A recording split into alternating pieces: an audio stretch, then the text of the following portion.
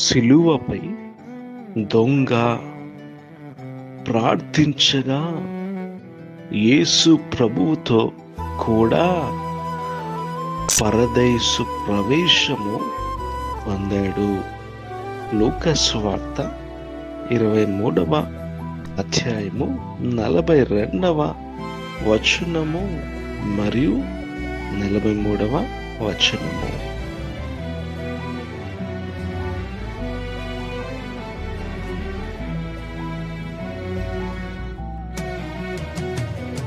ఒక్క కోరిక నన్ను కోరని, ఒక్క వరమే నన్ను అడగని, ఒక్క కోరిక నన్ను కోరని, ఒక్క వరమే నన్ను అడగని, నీ కోసమే బ్రతకాలని, నీ రాజ్యమునే చేరాలని, కోసమే బ్రతకాలని, నీ రాజ్యమునే చూడాలని, ఒక్క కోరిక